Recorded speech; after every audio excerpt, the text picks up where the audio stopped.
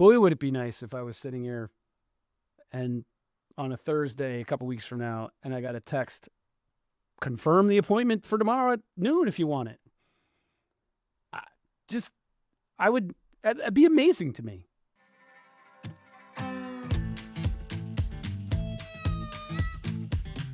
What does a missed phone call actually cost you? If you run a marketing agency, it's the prospect who reached out on a Thursday afternoon, didn't hear back, and signed with someone else by Monday morning. If you're in business development, it's the partnership conversation that never happened because the window closed while your phone was going to voicemail. If you're a business coach or consultant, it's the client who was already decided, who just needed someone to pick up, and your silence read like an answer. In self-storage, I can tell you exactly what it costs. That's my business. We've got facilities across multiple markets.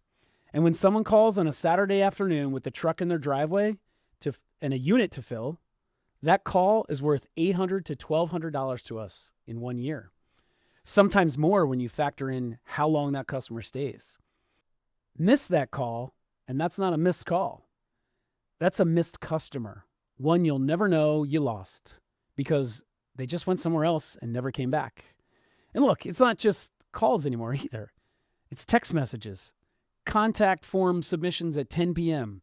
The channel doesn't matter. What matters is whether your business responds or goes dark. Today, we're going to talk about what going dark actually costs you and what's now possible so it never happens again. I'm Joe Downs. With me is Peter Swain. We're just a couple of successful idiots using AI to simplify our lives and optimize our businesses. Peter, good morning for me. Good afternoon for you. I know where It's like you are. halfway between them both. It's all of them. All right. It's all of them. True or false? I'll call you back is legally binding, which is why British AI was invented. So someone would actually follow through. I object to this. We are great at following through because it's like queuing. We're fantastic at queuing. You are so fantastic at queuing. Claude wants me to use a Q joke every time I ask for British humor jokes. And that's testament to the power of Claude. I get 3 options, and queuing is always one of the 3. Hey, quick thing before we get into it. Folks, we don't run ads. We don't even have a sponsor to thank at this point. But what we do have is you. So if you've taken anything useful from this show if you take anything useful from this show or previous shows, the single best thing you can do for us, and we greatly appreciate it, is actually leave a rating, a review when you're listening, wherever you're listening. A review would be great, but a rating would just be awesome. So you don't even need words. Just hit the stars. The more stars, the better. We'd appreciate it. Peter, today we're going to show the world what's actually possible when AI becomes the front desk of their business. And I think some of the listeners are going to have a genuine, wait a second, that's a thing moment here.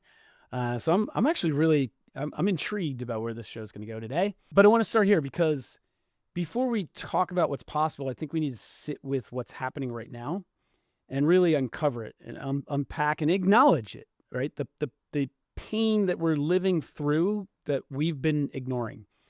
And it's what's happening right now for a lot of small business owners and solopreneurs is that they're invisible to their customers at the exact moment those customers are ready to buy. 100%. And it's not their fault, but it is their fault, right? It's not their fault because we all have lives to live. You might be asleep when that customer is ready to buy, or on another call with another customer, or doing something productive that you just can't pick up the phone or respond to an inbound message.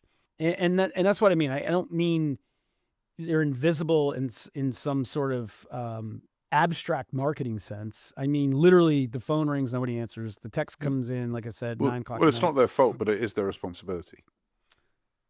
Good way to put it. So, but when you miss it, that customer's gone. And then I can tell you in self-storage, they're not coming back. The referral's gone as well. And there's the lifetime value is way more than just the initial value, right? Especially if you run a really good business. I'm assuming if you're listening to this, it's to get better at running your business and using AI to get better at running your business. So I'm assuming you care about your listening business. to this is happy and comfortable to throw away $1,000, then we'll put some in the show notes, some wire information. You can send it this way.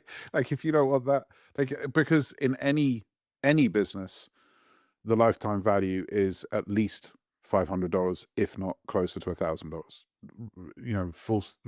Irregardless, when you start focusing into the referrals, the network, the posts, the socials, and as you said, it's the fact that they're calling to say, "Hey, I'm in the truck on my driveway. I've got to get this in somewhere. You guys say you're open on the website. Can I just sign up at the facility?" That's how close they are to the purchase. Yeah, or before I drive there with this truck I've never driven Yeah. before, can you confirm that I have a unit and it's going to be so for us, it's 800 to 1,200 depending on, rates and where we are and the size of the unit and that stuff. But the lifetime value is more than that. And that's just storage. So think about so many other businesses where now it's not just the cost of the transaction or the revenue from the transaction, but the referrals, as you so adequately put, the reviews, which lead to referrals you don't even know about because you didn't get the review from the customer who was thrilled you picked up the phone and solved their immediate problem that day. For us, it would be I got a truck full of stuff, right? So that review leads to more customers. It converts more customers because you answered the phone. So that's what I want to unpack for folks is what is the real cost of going dark here? Because I think most people underestimate this number. So what say you, Peter? Because it's not just a transaction here. What are we really missing? It's such a great question. There's so many ways and places we can take this conversation, but the number one thing, the number one block that we have found that people have in the world of AI is honestly it's their imagination. It's the fact that you, as you said at the beginning, you can't even conceive that some of the things are possible that are now possible. Now, if you go back 2, 3 years, voice AI, for example, was pretty crappy. If it was, you could tell instantly. But I'm willing to bet that every single person that hears this has spoken to an AI in the last 60 days. If you called any company of any merit, I reckon you've already spoke to somebody that wasn't a human. Because this is the other thing that I'm kind of just trying to like debunk stuff that I know I've already heard from other people. And this is one. One of them is that, well, AI can't possibly be as good as my humans. First of all, that's actually not true anymore. For a start, number one. Number two, the cost of the interaction with an AI agent on SMS or WhatsApp or via the phone for you as the business owner is measured in the cents on the dollar, not in dollars, tens of dollars, $20. It's measured in cents. So it'd have to be pretty terrible to not be a good return on investment. But here's my biggest one, Joe. Whenever we talk about AI, like one of the big ones, and this is my parallel, one of the big ones I hear is, yeah, but AI hallucinates, which is just a nice way of saying that AI lies, which it does. And it's about 25% of the time. But people don't do the full apples to apples, which is, yeah, humans lie 10% of the time. So if we're going to make a comparison, fair, but the omission of truth in a court of law is regarded as a lie. The omission of truth is a lie. So if we're going to tell the full truth is, well, how well are your humans doing? Because here's something I'm not going to ask you to give the exact number, but you would only know the value of the missed call if you were missing calls. Because you would have never looked up that data point if every call was getting answered. You'd be like, this is great. So by the very nature of the fact that you are aware of what the number is, it means there has to be some missed calls because there has to be. Humans can't operate in that kind of 100% efficient way. So if somebody says, yeah, but I don't think the AI can do as good a job as my humans. Yeah, but your humans aren't doing the job. That's the point. At 9 Right. p.m., at 12 p.m., at 3 o'clock on a Saturday, there isn't anyone. So even if AI was just the front of house for the hours that your humans weren't available, you're up. That would be what I'd Yeah, say is people aren't kind of seeing. for sure. And then let's add the hours that you are available. Why are you 100%. answering? Why are you answering the phone? So you said it costs a couple cents, right? It's a rounding error of a cost. Mhm. What is not included in there is, well, if I stop to answer the phone as the business owner, that means that's time that I'm spending as a receptionist now. And And you were just I talking would, about this before we I, went on air of the hairdresser yes, who is doing really, really well and it's growing and they're now open 7 days, but she's still answering the phone. The value of the time when she's cutting hair is $50 for every half an hour, whatever her price it point is. depends, men or women. For me, it's $35, right? It's a Yep. half hour. So at the very least, she's making $35, $70 an hour, right? If she's So booked the solid. so the most expensive receptionist in the history of ever. And that's my point. Yeah. So if she just had an AI receptionist to answer the phone, even during working hours, Mhm. she could be booked solid all day, making $70 an hour. And that's just her. She's also got employees there And how working much as would the well. tips go up as the experience goes up? Right? Because But now even she's fully just focused on you instead of being distracted by this, this, and this. exactly. So for me, the front end is that's when you're open. Why are you even answering the phone? And to your point, well, it's because no one can do it better than me. Well, that's nonsense. If you want to talk about a storage facility, we had this conversation last week, not realizing that this is an episode we were going to do, but I think it's relative and I'll bring it up. So we have call centers for self-storage because we know the value of missing a call. We cannot miss a call. So we have call centers in the Philippines and they speak very good English. They have maps of our facilities. They know every facility is different. They know everything about every facility. They're very good, but they can't be as good as AI. And now you might say, well, what do you mean? Well, AI today is not going to have any accent at all. We have a little bit of an accent in the Philippines. That's okay. Most people are fine with it. Well, I know, actually, Joe, I would tell it to give it the local accent of the area that the call came in from. for sure. And I'm sure we could measure that difference because some people will just prefer it. But my point is, I know when I'm calling a business, if it's a call center or if I get a call center, I'm not expecting well, I'm not expecting you because that would be odd to have an English person speaking on the line. But I'm not Hello. expecting, what kind of uppity business is this? They're paying for an Englishman, paying up for this accent. But I accept the fact that I'm going to get somebody in India or Pakistan or the Philippines. I expect an accent. I'm okay with it. I'm not saying that's even the measurable part. I think it's a piece, but it's not the biggest measurable difference. The biggest measurable difference to me is as good as whoever answers that phone with all the tools they have in front of them. And again, we're only talking about a self-storage facility. These are metal boxes, right? With different sizes that people want to rent. But what that person can't possibly be as good at that an AI agent could is knowing every question ever asked every time a phone call is made to that facility. Hearing those questions and knowing, hey, if you're asking that question, you might be more like the person that called 493 calls ago who asked a similar question, and this is where we put them, or this is what we told them in terms of the perfect size unit for them based on the contents that they just told us about. Sure, we could put them in a 10 by 10, but I think you'd be better off in a 5 by 10, which will save you $9 a month or $12 a month or whatever it is.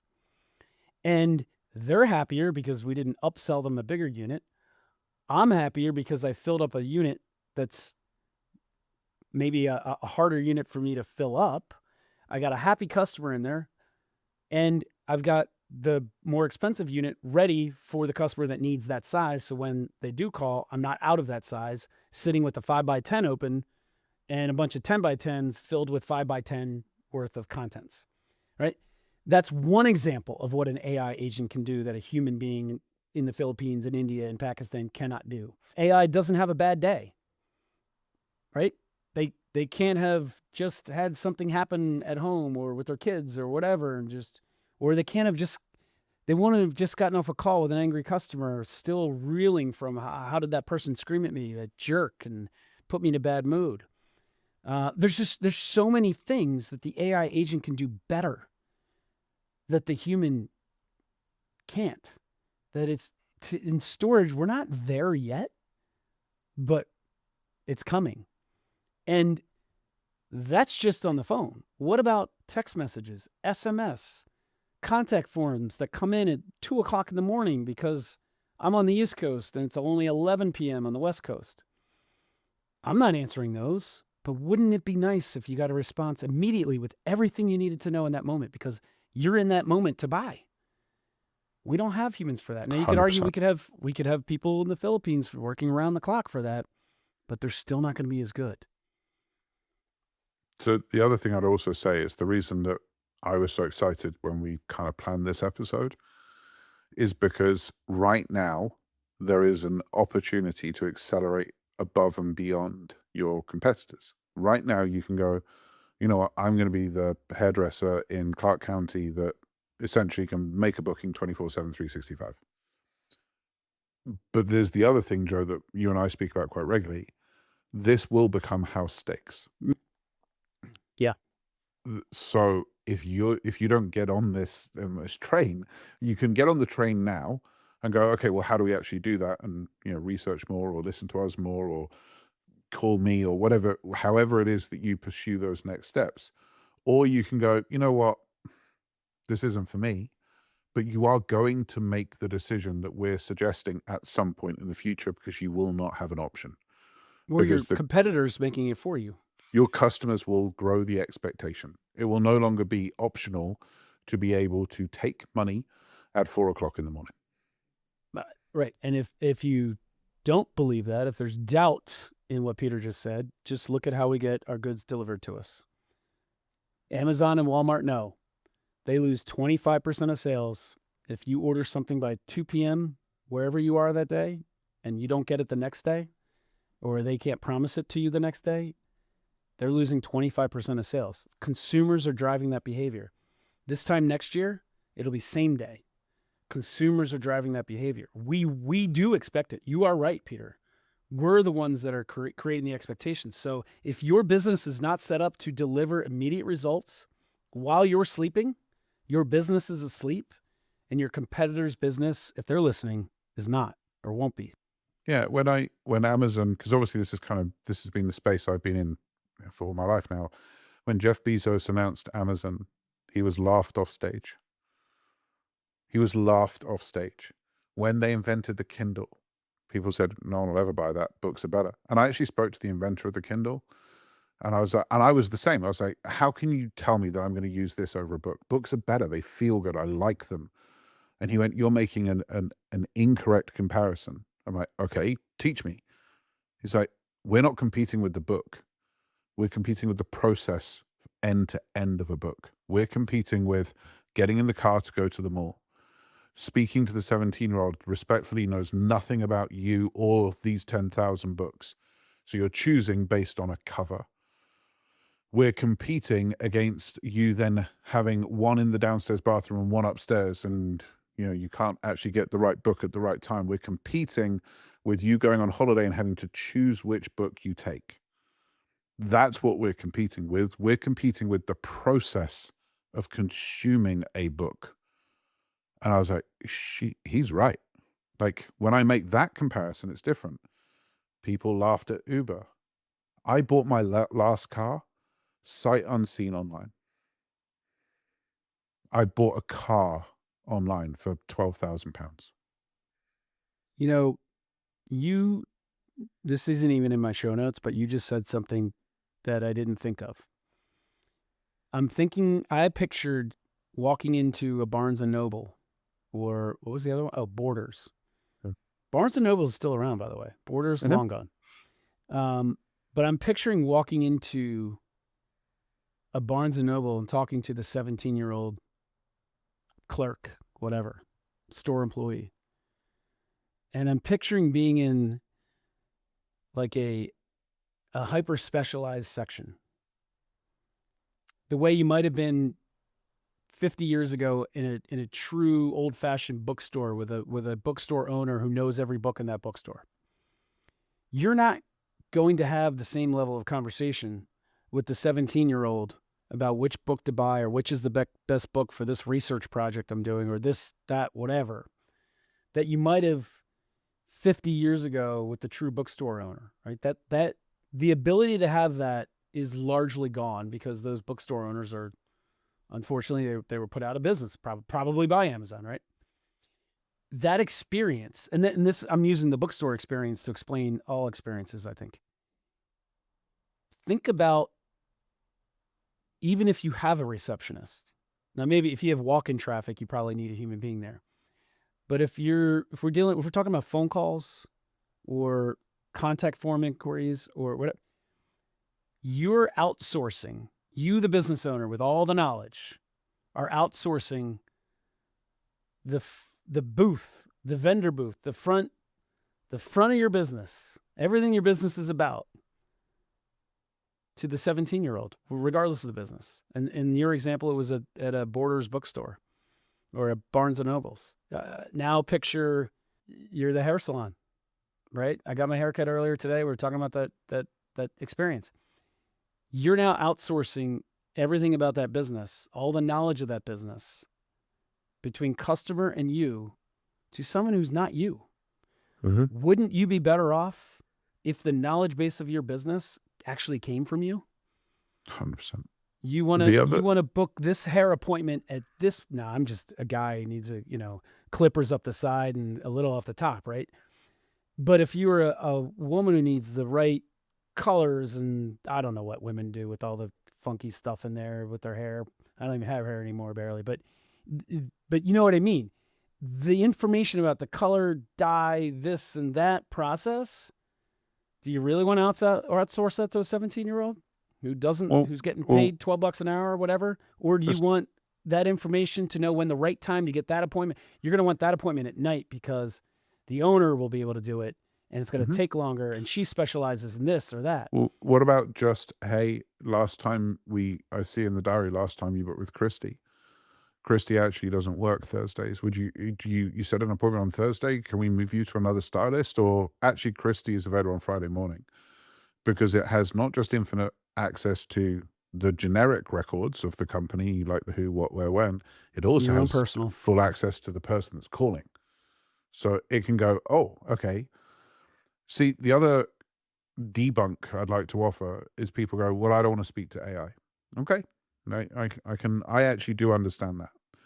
But again, when I've walked this through with people, they're making an incorrect comparison, because it's not that the human is available to talk to you. It's that the human is available to talk to you in Bangladesh. So actually, what I find is when I walk through this with my customers, 99% of the queries they have are very simple queries. And they would rather have an instant answer from AI than wait 15 minutes with a thank you for calling, insert blank big bank here. Press 1 for this. Press 2 for this. Say clearly what it is that you want. Transferring you. You're in hold. Your call is important to us. Like, everybody has gone through these experiences. I don't think there's a single person in the world that hasn't sat through this. And it's 25 minutes to just go, when I send you a wire transfer, do I put this account ID or do I put the invoice reference? Just answer. I just need an answer to this one simple question. And I've been on hold for 25 minutes. Confirming who I am 4 times that is irrelevant, because I just need to know this information that's not relevant to me. So, but even back to the, go ahead. I think the other thing that we're not even talking about is, even if we're just talking about in customer service and sales, this then frees up the customer service and sales to actually do the high value work that actually does require the conversation and the human touch and the human intent. 90%, British Airways did this study, and they found that 90% of all customer support inquiries fall into 12 buckets of questions. Like, what is my luggage allowance? How do I cancel? Like, there was literally 12 unique questions for for one of the largest airlines in the world. I am very doubtful that anyone that's listening to this, that you have a more complex business than British Airways, and they only have 12 questions. There's variations and permutations of those questions, but there's 12. So to me, it's like if you were to make every decision, this is a really good thought process for people. If you were to make every decision in your business as if the customer was watching you make the decision, you would probably make a lot of money. Because if you just have that thinking of like, well, our customers want to be able to say, I just want to check, are you on the side of 5th and 49th or 49th and 6th? Because the map says a different thing from the thing. And you can't answer that question, they're going to go somewhere else. I think they want instant access to the information. And I think AI, even a year ago, was a trade off. But now it's not even a trade off. It's just net positive on every single metric. Yeah, and I don't think people realize that, and that's why we're doing the show, that this is possible, and it's not, you don't need to be Elon Musk to pull this off. And we're not going to get into the step 1, step 2. I just want to inspire people, business owners, entrepreneurs, to know the front door to your business can be opened by an AI agent that knows and acts and talks like you. It can be a clone of you. It doesn't have to be a 17-year-old who didn't sleep last night because they were on social media all night or whatever. I'm thinking about what my kids do. Heard noise last night at 12:15, and I'm coming downstairs. My 13-year-old's eating chips. What are you doing? That's who you're outsourcing the front door to your business to. Or worse, I think worse, you've just accepted the fact that you're losing that business because you can't afford to hire a 24-hour receptionist. And it doesn't have to be that way. That used to be the acceptable trade-off. It's not an acceptable trade-off anymore, unless you've just determined to allow your competitors to put you out of business, because I think that's what's going to happen, Pierre. 100%. There isn't an option. Like, well, actually, that's not true. Like, let's talk about like the Borders and Barnes and Noble type example, right? Yeah, sure. Because when you get something this level of, and a few people that have seen this, like, I mean, like I've been watching paradigm shift technology for the whole of my life. It's literally all I've ever done successfully. That's all I've ever done. The reason I'm an entrepreneur is because I'm eminently unemployable.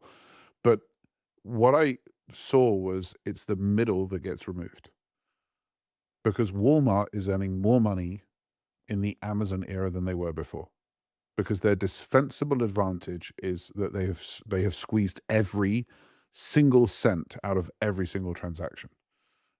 You can't do it cheaper than them. And then you have Louis Vuitton, who are doing even better than ever, because they're still able to persuade people that a handbag is worth $20,000. Even though we all know for a fact that the manufacturing cost is $65, if that. But it's still $20,000. So what you see when tech disruption hits is the middle market disappears, because they don't have a defensible advantage. They don't have a speed advantage. They don't have a cost advantage. They don't have a brand advantage. So the Bed Bath & Beyonds, the Pottery Barns, the Toys R Us just fade and disappear. So it requires a radical rethinking. So if you think about the Barnes & Noble example, I went to a Barnes & Noble when I was last in the States. There are sofas. It's like, yeah, sit and literally take a book off the shelf and sit and read the book for free. There's a coffee shop. People are walking around a bookstore with coffee.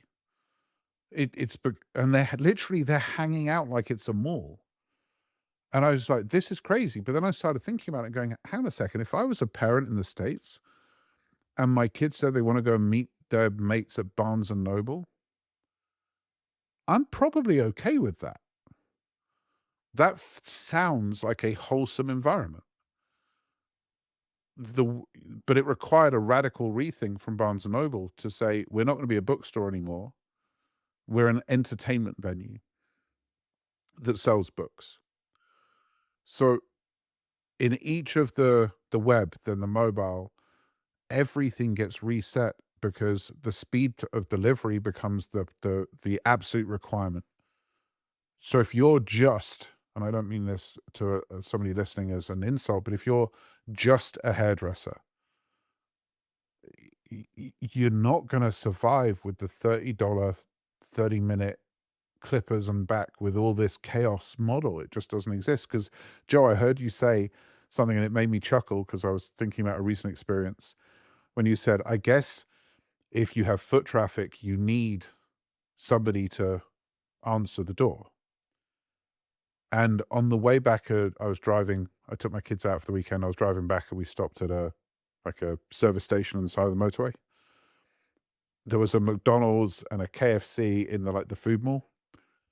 You can't order from McDonald's from the person in the UK anymore because I only had cash. So I was like, I can't use the TVs with the tap of the order. I was like, hey, how do I actually order? Because I only actually have cash because my card had got frozen. Anyway, it's a big story, but I literally only had cash. And they're like, yeah, we can't take your order. I'm like, what do you mean you can't take my order? And they're like, you have to use the TV. I'm like, this is insane. I'm like, I want to give you money. And they're like, yeah, we don't do that anymore. So even that in the next few years is going to get eradicated out and it's going to be a different experience. The McDonald's near me, you can only order after whatever hours via DoorDash for the drive-thru. They don't even have a person there. They just put food out. They don't take orders in the drive-thru anymore.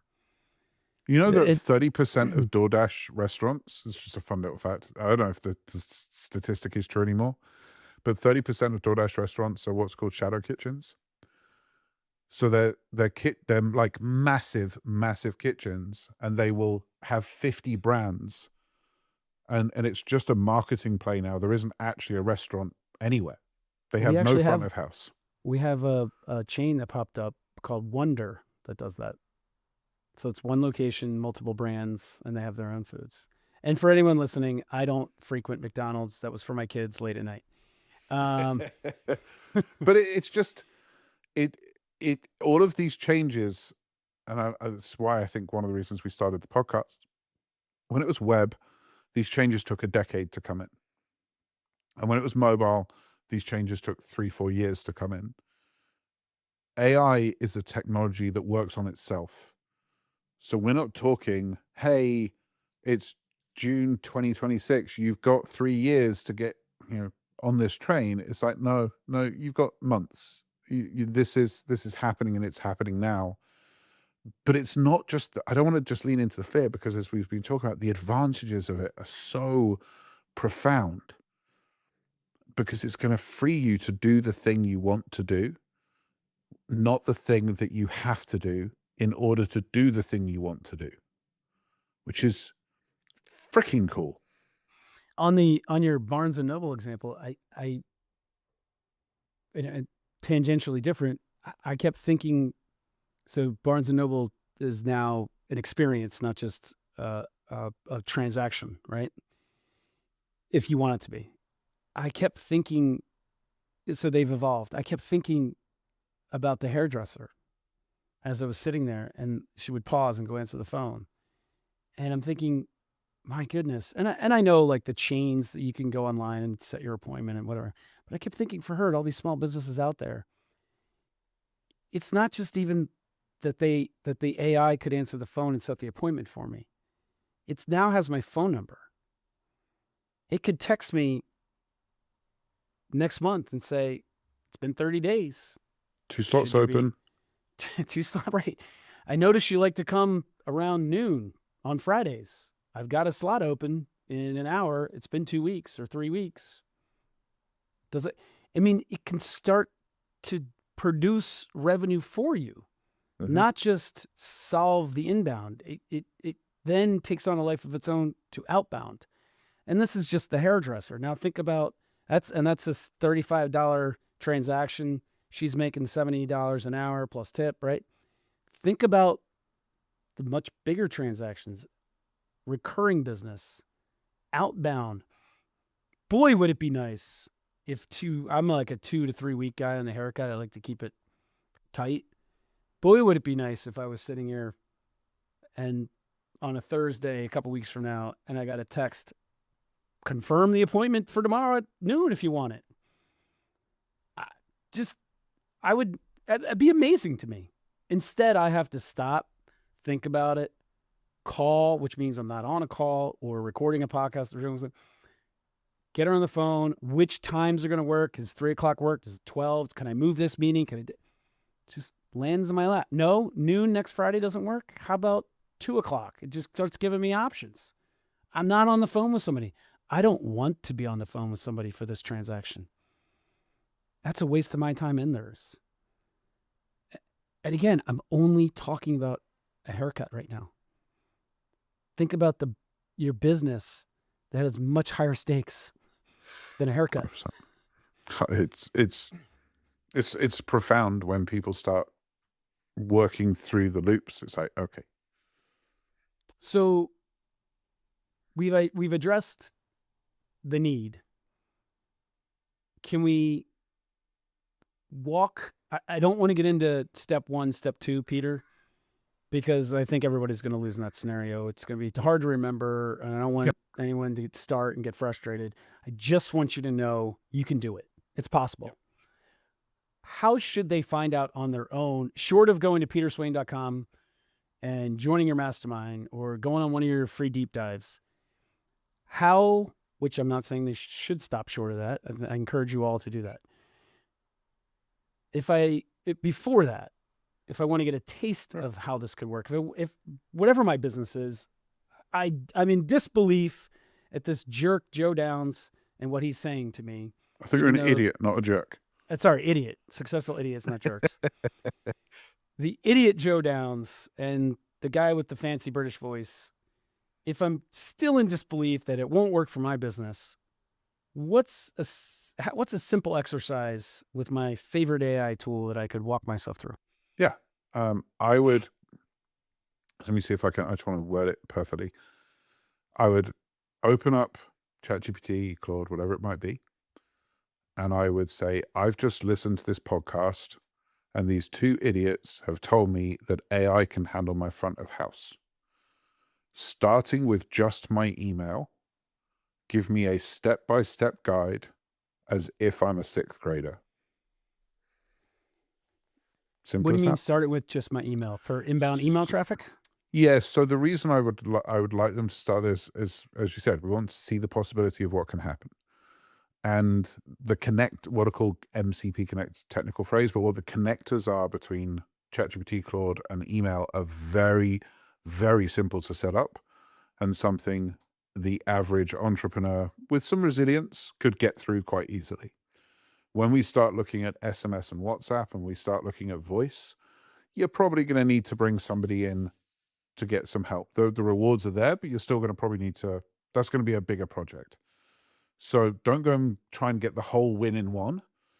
What if tomorrow morning, like you listen to this and tomorrow morning, AI starts picking up all the emails and answering within 30 seconds or less for the inbound info at type inquiries? That would be a win. Idiot 1 here. I'm gonna give my cheat code to this. 2 screens. Everyone has 2 screens at this point.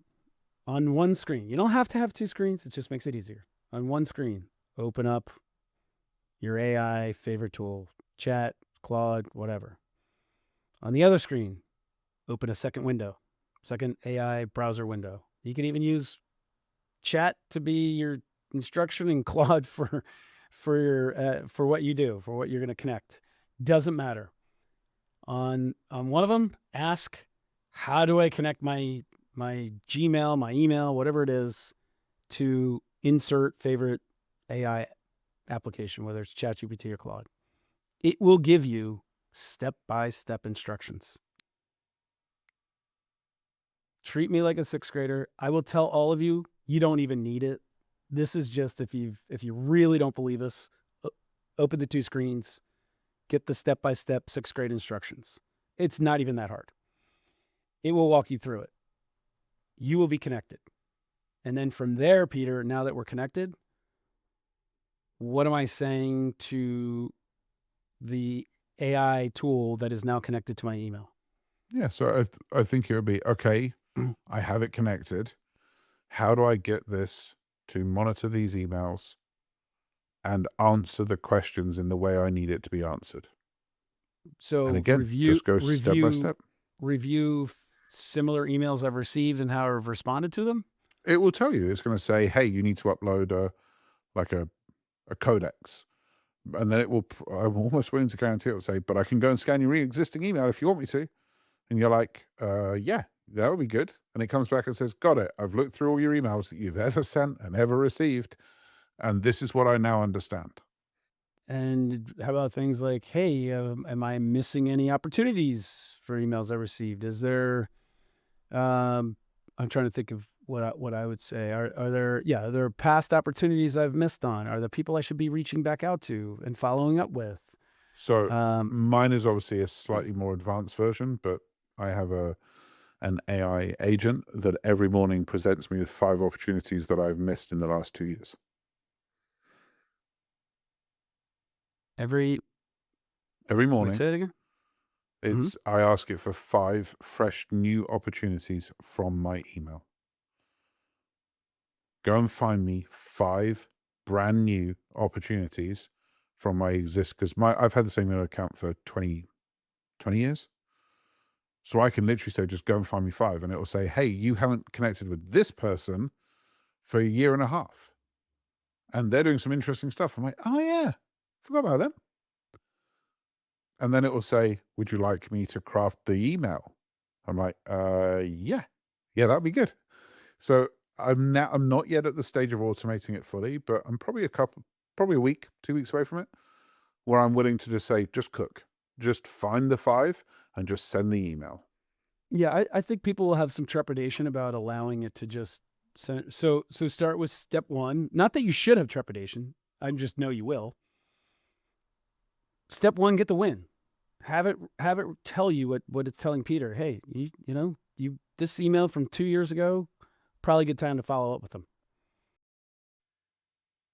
Oh, and also, Joe, because when you get them, I remember one I saw literally yesterday, and I was like, oh man, that's embarrassing. Like, I'm embarrassed. Like, this was somebody I used to go to networking events with, and the last email from them was, hit me up because I'd love to chat about da da da da da. And I hope everyone, if they're being honest with themselves, could admit to this. Like, 1 day went past, then 2 days went past, and it got to the point where I was embarrassed that the time had gone past. So it was easier to just pretend it never happened and archive it and just eventually forget it. So when it came up, I was like, oh no. And it said, shall I just draft the email for you? And I'm like, yeah. And it wrote hey, Brian, it's been too long. Looking through my emails, I saw that it was on me that I dropped the ball. My bad. How are you doing? What are you up to? Would love to catch up.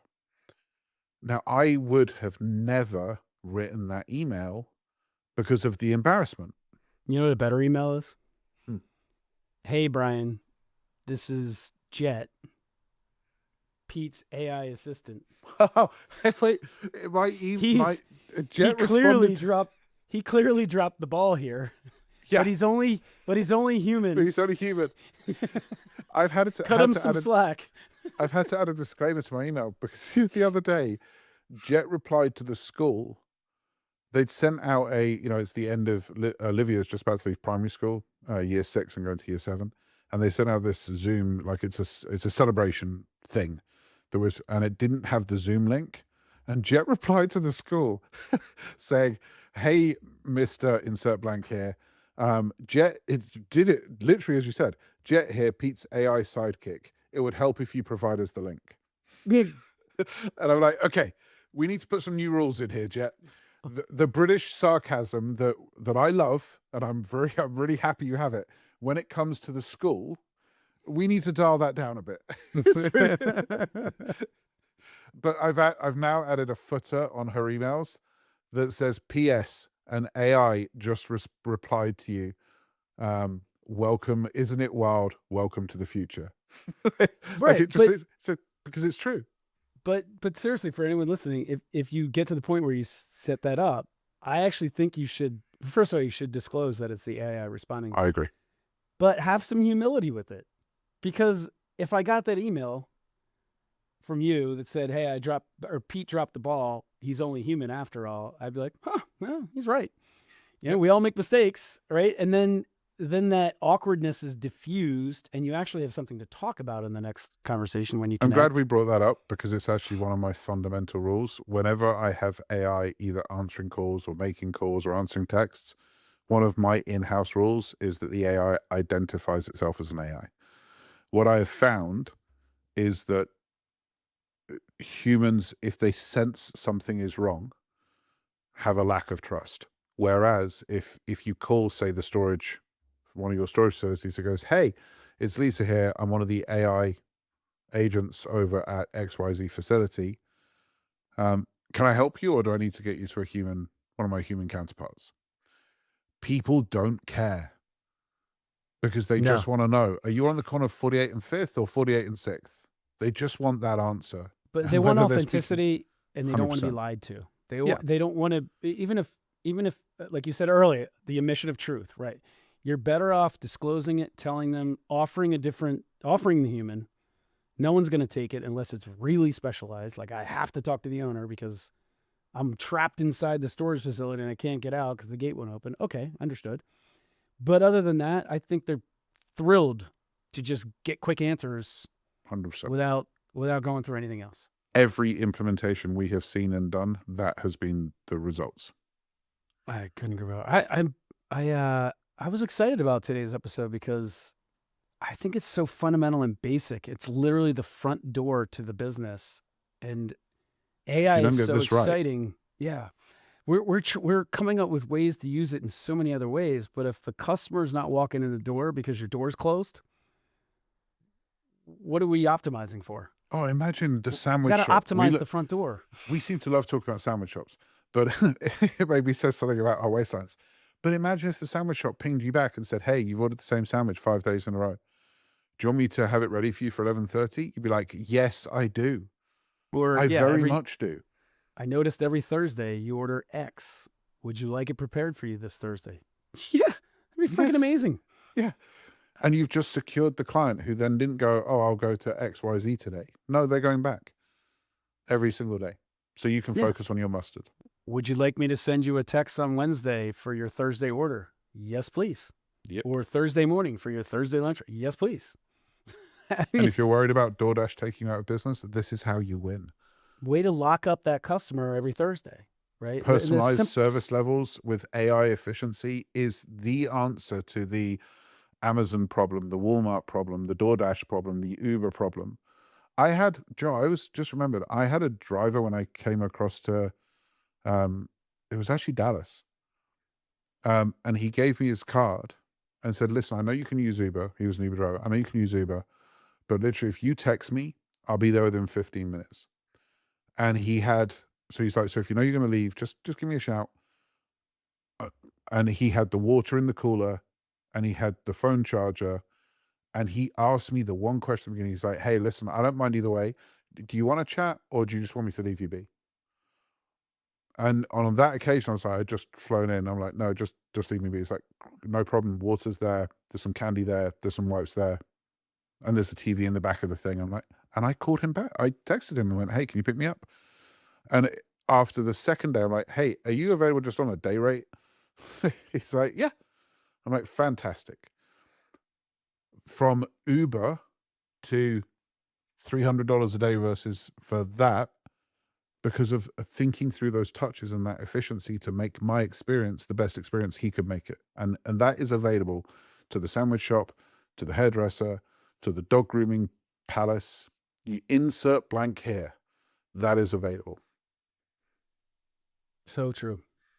It's exciting, and it's not that hard to set up. 100%. All right. So recap what we did here. If you ask yourself what a missed call costs you, it probably stings a little if you've actually gone through the exercise. And if you haven't, you need to do it, because then you'll know how important this episode is. And again, it wasn't a how-to, but it's a you need to. There's multiple ways to do it. There's no way for us to tell you how to do it, because every business is different. But now you know. And it's not just calls. It's every text, every after-hours inquiry, every contact that went dark, because your front door, your front desk doesn't exist yet unless you're sitting at it or ready to answer the phone. And it can. And it doesn't have to sleep. And by the way, it can produce revenue for you. All right. The marketing consultant missed Thursday callback, the business development rep who lost the money window, the coach who silenced, read like an answer. They didn't have to. So now you know. So go build it. Go ask AI, how do I do this for my business? What would make my life easier? How do I grow my revenue? Can you grow my revenue? Ask those questions. You'll be blown away by the answers. Keep the emails coming, idiots@successfulidiots.com. We appreciate them. Again, please remember, a rating would be phenomenal. I think it lets you go up to 5 stars. I don't know why I wouldn't click them all. We appreciate it. For Peter Swain, I'm Joe Downs. We are your Successful Idiots. Thanks for listening. We'll see you next week.